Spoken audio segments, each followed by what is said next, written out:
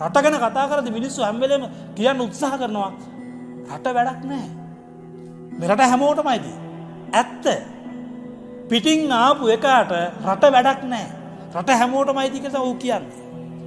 හැබැයි නිජබිමේ අයිතිය අදටත් ඊශ්‍රායල් කාර්යය රකින්නවා. නිජබිමේ අයිතිය සෞදි අරාබිය මිනිස්සයා රකින්නවා. නිජබිමේ අයිතිය චීන මිනිස්සයා රකින්නවා. නිජබිමේ අයිතිය එංගලන්තේ මිනිස්සයා රකින්නවා. නිජබිමේ අයිතිය රුසියාවේ මිනිස්සයා රකින්නවා. නිජබිමේ අයිතිය ජර්මනුව රකින්නවා. නිජබිමේ අයිතිය ලෝකේ හැම රටක්ම රැකලා තියෙනවා. මේ නිජබිමේ රටයි කියන දෙකක් මේක තේරුම් ගන්න. මේ රටේ ඕන කෙනෙකු ජීවත් වෙනවා ඒක ඇත්ත. සතාසිව් පොඩ ජීවත් වෙනවා ඒක ඇත්ත. හැබැයි නිජබිම උතුර ගන්න දෙන්න බෑ. මේක සිංහලයන්ගේ නිජබිම. මේක සිංහලයන්ගේ මාතෘභූමිය. අපි දැනට අවුරුදු 6000කට කලිමුත් මේක සිංහලයන්ගේ නිජබිම. මේක ඉදිරියට සිංහලයන්ගේ නිජබිම. මේක වෙන කාගවත් නිජබිමක් වෙන්නේ නැහැ කවදාවත්.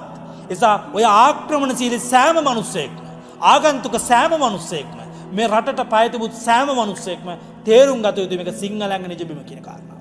මේක රටක් නෙමෙයි මේක නිජබිමක්. මේ නිජබිම රැකගත යුතුයි සිංහලයන්. එදා ජීවිත පරදුවට තිබ්බේ අන්නේ නිජබිම රකින්න නිජබිම බෙදන්න නෙමෙයි.